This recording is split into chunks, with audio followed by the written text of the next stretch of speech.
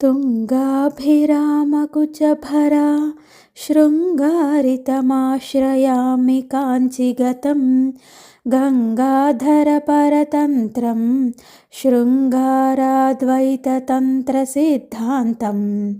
ఎత్తైన అందమైన స్తనములు బరువుచే సింగారించుకొని శివునికి విధేయమై కాంచీపురములో ఉన్న శృంగారాద్వైత శాస్త్ర సిద్ధాంతమగు అమ్మవారిని ఆశ్రయించదను. తుంగాభిరామ కుచభర శృంగారితం.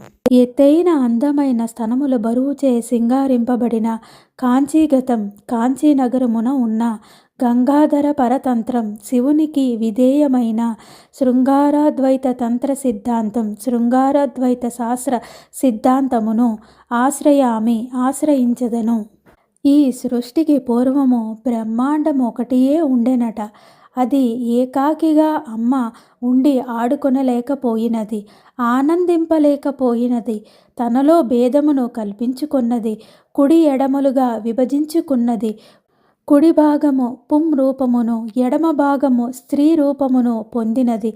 అది అర్ధనారి అర్ధపురుషము, అర్ధనారీశ్వరము ఒకటియే. అది పూర్తిగా విడిపోయిన ఎడమ భాగము సంపూర్ణ స్త్రీ రూపమును పొంది దక్షునకు కూతురిగా ఒకరికి, హిమవత్ పర్వత రాజునకు ఒకపరి జన్మించి కొంతకాలం విముక్తికై ఉండి పురుషత్వము సంచరించుకున్న శివునితో ఐక్యము అనగా అద్వైతమును పొందే ప్రయత్నం చేసి అద్వైత సిద్ధిని అందుకున్నది.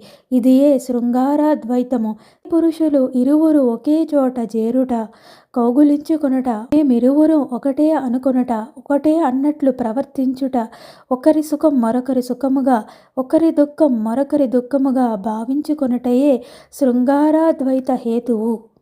శృంగారాద్వైత తంత్రము అనగా శృంగార శాస్త్రము. అమ్మవారికి ఎత్తైన అందమైన కుచుములు బరువు శృంగారముగా నున్నవి. ఆ రెండు స్తనముల మధ్య ఎడమ లేకపోవటయే ఆ శృంగారము. ఇది ఉన్నది కావునే శివుడి కామాక్షీదేవితో నద్వైతమొందుటకు యత్నించుచున్నట్లు కనబడుచున్నాడు. కావున ఎత్తైన అందమైన స్తనములు బరువుచే సింగారించుకున్న శివునకు విధేయమై కాంచీలో ఉన్న శృంగారాద్వైత తంత్ర సిద్ధాంతమును ఆశ్రయించదను. ఎల్లప్పుడూ కాంచీలో ఉన్న కామాక్షీదేవిని ఆశ్రయించవలను. అమ్మ కరుణా కటాక్షములు పొందవలను.